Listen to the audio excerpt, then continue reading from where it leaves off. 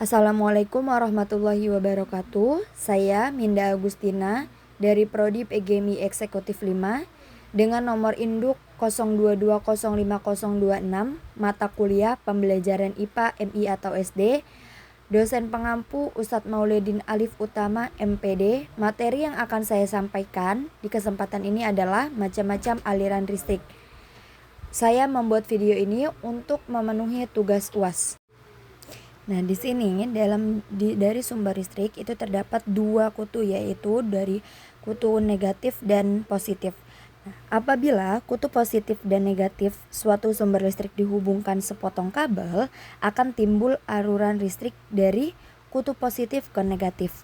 Nah, untuk mengetahui adanya aliran listrik atau tidak di sumber tersebut, kita bisa menggunakan memasang lampu senter. Nah, apabila senter dapat menyala, berarti ada aluran listrik yang mengalir. Aluran listrik ini dapat mengalir dengan rangkaian tertutup, yaitu rangkaian yang tidak memiliki ujung dan pangkal. Dan aluran listrik tidak mengalir di rangkaian terbuka.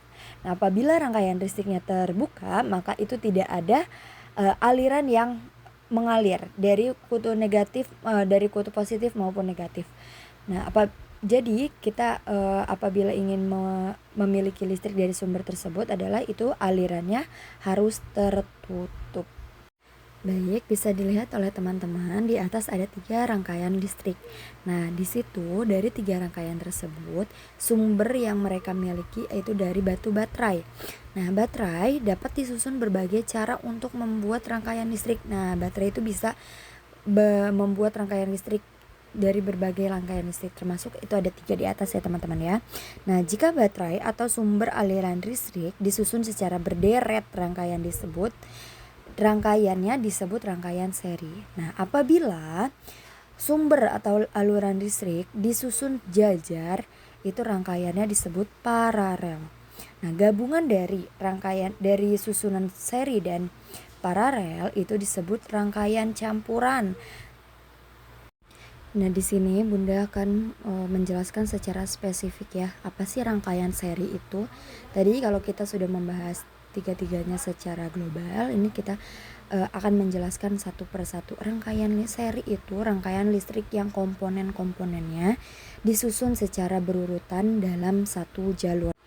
Nah, ini adalah rangkaian seri. Tadi rangkaian seri itu apabila disebut rangkaian seri, yaitu lampunya rangkaiannya itu secara berurutan atau berderet ya teman-teman ya. Nah, kenapa rangkaian seri ini disebut rangkaian satu jalur? Bisa dilihat oleh teman-teman di situ apabila dari sisi satu kabelnya terputus, maka dia akan mati semua lampunya karena dia satu jalur, tidak 2 jalur. Nah, di situ bisa dilihat ya sama teman-teman, karena apabila satu jalur atau satu kabel diangkat itu, maka semua lampunya akan mati karena dia aluran listriknya satu. Nah, jika tadi rangkaian seri, sekarang yaitu rangkaian paralel.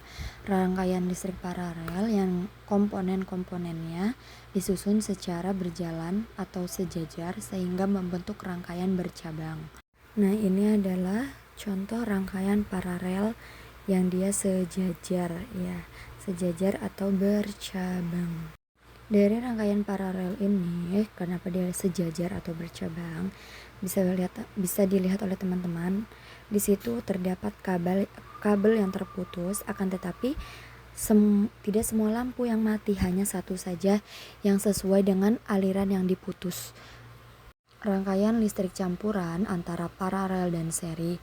Rangkaian ini memiliki beberapa kelebihan, yaitu fleksibel, beban satu tidak mempengaruhi beban lainnya, dapat meningkatkan efisien energi. Ini adalah contoh rangkaian campuran dari seri dan paralel. Bisa dilihat oleh teman-teman, yang A itu contoh dari rangkaian seri, dan B, C, D itu contoh dari rangkaian paralel dan digabungkan menjadi rangkaian campur. Nah, apabila di rangkaian ini kan tadi sudah dijelaskan, yang A berkedudukan seperti lampu A berkedudukan seri, B, C, D itu paralel. Nah, apabila lampu seri diputus, maka B, C dan D itu dia akan mati karena dia satu jalur, yaitu A itu berkedudukan seri.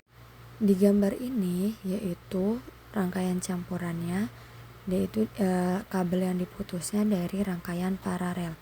Maka lampu A, B, dan D itu dia tidak mempengaruhi karena paralel itu tidak mempengaruhi.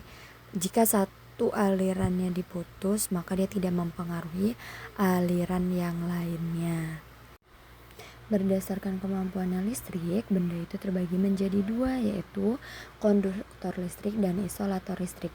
Konduktor listrik yaitu benda yang dapat mengantarkan arus listrik seperti kayak yang berbahan logam seperti besi, kuningan, baja, dan timah.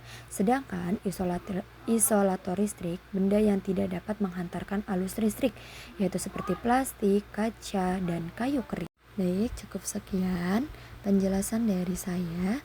Semoga teman-teman dapat memahami apa itu aliran listrik dan macam-macam aliran listrik.